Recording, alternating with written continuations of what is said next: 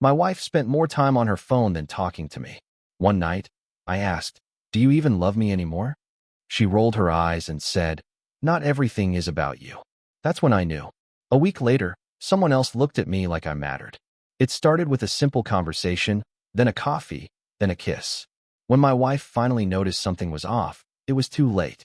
But the real shock came when she learned who it was with. I'm a 47-year-old man living in a suburb of Columbus, Ohio. My wife, Sarah, and I have been married for 22 years. We have 2 kids.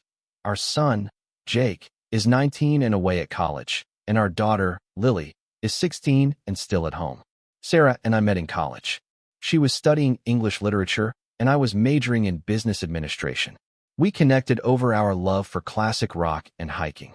After graduation, we got married and settled down in Columbus. I started working in a local accounting firm, and Sarah became a high school English teacher. For the first few years, everything was great. We bought a house, had our kids, and built a life together. But over the past few years, I started noticing changes. Sarah became increasingly attached to her phone. At first, I thought it was just a phase. She said she was keeping up with friends and reading articles. But it got to the point where she was on her phone during dinner, while we watched TV, and even in bed. I tried to talk to her about it. "Sarah, can we have a no-phone dinner tonight?" She'd sigh and say, "I'm just reading something. It's not a big deal." Our conversations became shorter. She stopped asking about my day, and when I asked about hers, I'd get one-word answers. I felt like a roommate, not a husband. One night, as we were getting ready for bed, I mustered the courage to ask, "Do you even love me anymore?" She rolled her eyes and said, "Not everything is about you." That hit me like a ton of bricks. A week later, I was at the local grocery store picking up some items. As I was checking out, I heard a familiar voice. "Mark? Is that you?" I turned around and saw Rachel, an old friend from college. We hadn't seen each other in years. "Rachel, wow, it's been ages." We chatted for a bit, catching up on life. She had recently moved back to Columbus after a divorce and was working as a librarian. Before we parted ways, she said, "It was great seeing you. We should grab coffee sometime." I hesitated but then said, "Yeah, that would be nice." A few days later, we met at a local cafe. The conversation flowed effortlessly. We talked about our college days, our careers, and our families. For the first time in a long while, I felt heard and seen. We started meeting regularly, sometimes for coffee, other times for walks in the park. There was no intention beyond friendship, at least initially. But one evening, as we were walking, she stopped and looked at me. "Mark, I know this might be out of line, but I've always had feelings for you." I was taken aback. I hadn't expected that. "Rachel, I'm still married." "I know. I just needed to tell you." I didn't know what to say. We continued our walk in silence. A week later, we met again. This time, the atmosphere was different. There was tension, unspoken words hanging in the air. As we said our goodbyes, she leaned in and kissed me. I didn't pull away. Guilt consumed me. I had never imagined being unfaithful, but I also couldn't ignore how neglected I felt in my marriage. Sarah started noticing changes. I was happier, more engaged. She became suspicious. One evening, she confronted me. "Are you seeing someone?" I hesitated, then said, "Yes." "Who?" "Rachel." Her face turned pale. "Rachel?" "My sister." I was stunned. "Your sister?" "Yes, Rachel is my half-sister. We reconnected a few years ago." I had no idea. Rachel had never mentioned it. The revelation tore our family apart. Sarah was furious, not just because I had been unfaithful, but because it was with her sister. Rachel and I stopped seeing each other. The guilt and the family dynamics were too much to handle. Sarah and I tried counseling, but the trust was broken. We eventually decided to separate. It's been a year since the separation. I live alone now, and Sarah has moved on. Our kids are adjusting, and we co-parent as best as we can. I've learned that communication is vital in a relationship. Feeling neglected can lead to seeking validation elsewhere, but infidelity only adds more pain. If I could go back about 3 months after Sarah moved out, I got a message on Facebook. It was from Rachel. It had been total silence between us since that night Sarah found out. I never blocked her, and she didn't block me, but we left it alone.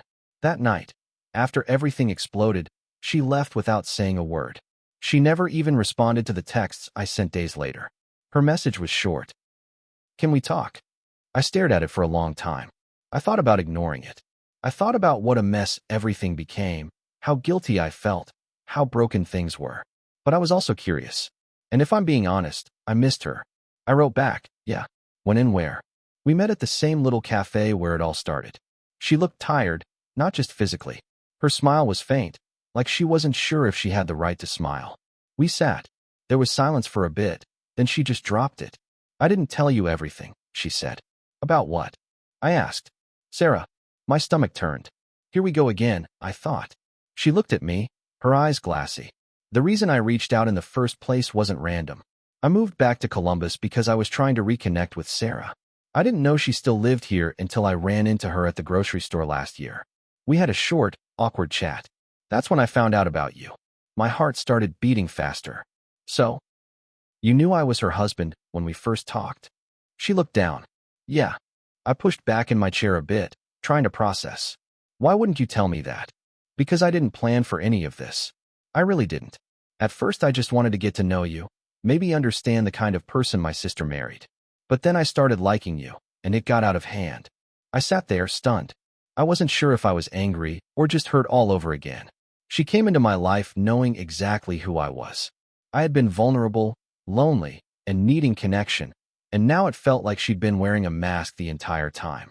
Later that night, I kept replaying our conversation. I barely slept.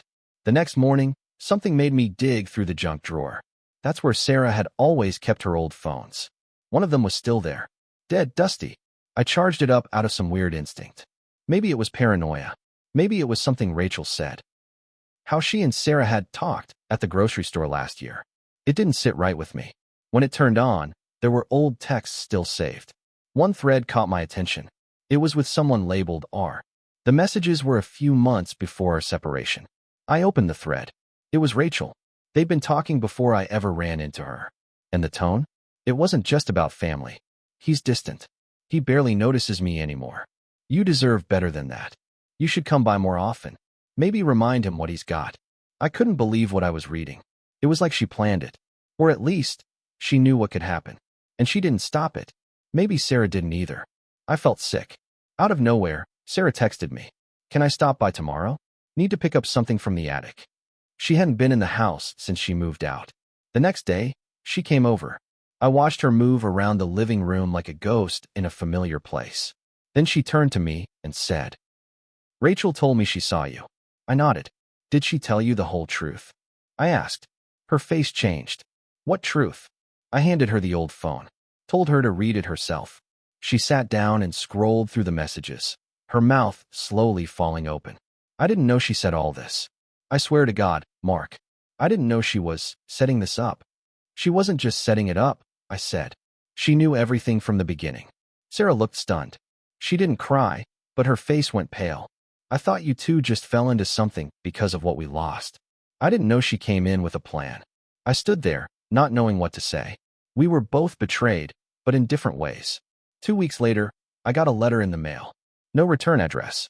Inside, there was a single sheet of paper. Handwritten. You think you know everything now, but you don't. Or what? The hell? No phone number. No way to respond. Just that note. And the worst part? It wasn't her handwriting. The letter chilled me. I sat there for almost an hour just staring at it. Rachel always wrote with big loops, flowy and artistic. She doodled in the margins, always underlined her Y.S. like a teenager. This wasn't her. This handwriting was tight, precise, cold. Someone else wrote that letter. But who? There were only a few people who knew about what happened between me and Rachel. Sarah, obviously. My brother, Tom, he was the only one I confided in when everything blew up. And Sarah's best friend, Jenna, who somehow found out not long after our separation. That's it. I thought about it all day. Then it hit me. Lily. My daughter had been acting strange lately. Quiet. Avoiding eye contact. Asking weird questions about Rachel and what happened between me and her mom. That night, after dinner, I asked her straight up, Lily, did you write this? I held up the letter. She looked confused, then scared. No, but she paused, biting her lip. I saw something. A few months ago. What did you see? A letter. Mom was reading it at the kitchen table. She didn't know I was there. It looked like Rachel's handwriting. But the name at the bottom, it wasn't hers. It said Kara. Kara. The name didn't ring a bell. Did she say anything about it? Lily shook her head. She tore it up when she saw me watching. Told me to forget it. I felt like the ground shifted under me. I called Tom that night. You ever hear Sarah mention someone named Kara? There was a pause on the line. Then, Kara? Dude, yeah. Wasn't that the girl she used to work with at the school? Way back? I think she was a sub or something. Sarah couldn't stand her. They had some kind of falling out. My mind started spinning. I looked her up, Kara Bellamy. Substituted at Sarah's school 5 years ago. Quit suddenly. Nothing else online. Dead end. But then I remembered the school kept yearbooks. I still had Lily's from last year. There it was, tiny black and white photo at the back. Staff listing. Kara Bellamy. Short dark hair. Sharp jawline. Tight smile. I had no reason to keep digging, but something told me to. The next day, I went up to the attic to find an old camping lantern. That's when I found the shoebox. It wasn't mine. It had Sarah's handwriting on the top. Old notes/storage. I opened it. Inside were birthday cards, old to-do lists, receipts, and at the bottom, a stack of folded papers bound with a rubber band. Letters. Written by hand. Signed by Kara. The earliest one was dated 4 years ago. I know what he's doing behind your back. You deserve better than him. You don't need him to be happy. I flipped through, one after another. Some were jealous. Some were angry. Some felt like obsession. In one of the later ones, Kara wrote, Your sister doesn't know what she has. She doesn't deserve him either. It didn't make sense. Sarah never mentioned her to me. Rachel never did either. Then, hidden in the very bottom of the box, was a photo. It was old. Faded, yellowed at the edges. 3 girls, arm in arm, smiling at a beach. Sarah, Rachel, and a third woman. Kara. They weren't just co-workers. They were childhood friends. I couldn't sleep that night. Every conversation started replaying in my head. Things Sarah said years ago. The way she'd snap when Rachel's name came up even before things went south. The tension in the room when Jenna stopped by. Kara had been around the whole time. Watching. Waiting. Pushing. I needed to confront someone. So I called Rachel. She didn't answer. I left a voicemail. We need to talk. Now. This isn't just about us anymore. There's someone else in this. And I think you know who. She called back within the hour. We met in my driveway. She didn't even wait to be invited inside. Her first words, I was hoping you'd never find out. About Kara? She nodded. We were friends growing up. All 3 of us. Sarah, Kara, and me. But Kara, she always had this thing about being second to Sarah.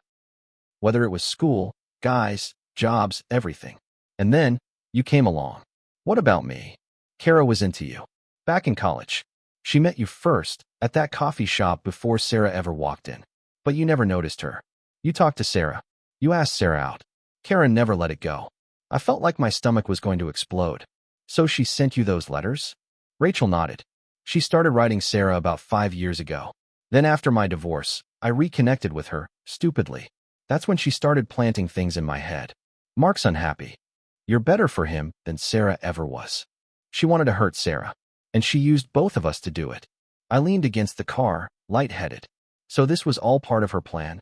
Rachel's eyes were full of regret. I thought I was making my own choices. But now, I'm not sure anymore. Rachel and I agreed we had to tell Sarah everything. The full truth. No more secrets, no more half-stories. If this was going to end, it needed to end honestly. We invited her to dinner. She agreed. Surprisingly, she even said she'd bring Jenna, maybe for moral support, maybe as a witness. I cooked. Not that anyone ate. We sat around the table, tense as hell. Rachel spoke first. I need to tell you everything. Not just about Mark. About Kara. Sarah looked at her like she already knew something was coming. I know Kara wrote to me. I didn't know she also got into your head. It was more than that, I said. She was behind everything. She started this. Rachel leaned forward. She used us, Sarah, to hurt you. And Mark. Sarah slowly pushed her plate away. You're both seriously sitting here, trying to tell me this was Kara's fault? Her voice cracked. No, I said quietly. It's our fault. But Kara lit the match. We just didn't see the fire spreading. Jenna suddenly spoke up. I told you years ago to stay away from her. But no, you wanted to play the good friend. And now look. Sarah stood up, tears welling. You think I didn't know? You think I didn't feel it? The silence? The way you looked at your phone, Mark, and not at me? You didn't need Kara to ruin us. You did that just fine on your own. Then she turned to Rachel. And you? You were my sister. Rachel stood up too. I didn't mean for this to happen. But it did. I let it happen. I won't deny it. But I wasn't trying to take your place. You took everything. Sarah's voice was shaking now. You took him when I was already losing him. And then the twist hit. You want the whole truth? Sarah said, wiping her eyes. You think you've seen all the cards? We all looked at her. Kara didn't just send letters. She came to me. In person. One night. Right after you two kissed for the first time. I froze. She told me everything. She had photos. Messages. Even a recording. What? I whispered. She said she'd been following you for months. Watching you meet. Taking pictures. And she gave me a choice. Expose you both or let her handle it her way. Rachel's face went pale. You let her handle it. Sarah laughed bitterly. No. I told her to get the hell out of my house. And then I kept the truth to myself, hoping maybe we still had a chance. But every day you drifted further away, until it didn't matter anymore. No one spoke after that. Jenna got up and walked out. Sarah just stood there, arms crossed, breathing heavy, tears silently falling. Rachel whispered, I'm sorry, but it landed like dust on a storm. Sarah turned to leave. You know what hurts the most? She said as she grabbed her purse. It's not that you cheated. It's that you both made me feel crazy for noticing. She looked at me. You stopped looking at me like I was real. That was before Rachel ever kissed you. Before Kara sent a single letter. Then she left. Rachel and I sat in the silence that followed. The divorce finalized 8 months ago. Sarah kept the house. I moved into a condo across town. Lily stays with both of us, split evenly. Jake never really talked about it. He just asked once, why did you do it? I didn't have a good answer. Rachel moved away, out of Ohio entirely. We tried to stay in touch, but eventually even the occasional text stopped. Too much damage. Too much history. I haven't seen or heard from Kara since. I go on walks now. Alone. No phone. Just quiet. I think about how small things build up. Ignored dinners, forgotten words, scrolling through phones while the person you love sits beside you, waiting for something. And then one day, they stop waiting. I'm not proud of how it ended. I'm not proud of how I let it fall apart. But I've learned to stop pretending it was only someone else's fault. Sometimes the hardest truth is realizing you could have saved it, but didn't. Now, I'm not hopeful, not desolate either, just somewhere in the middle. Maybe that's where healing starts.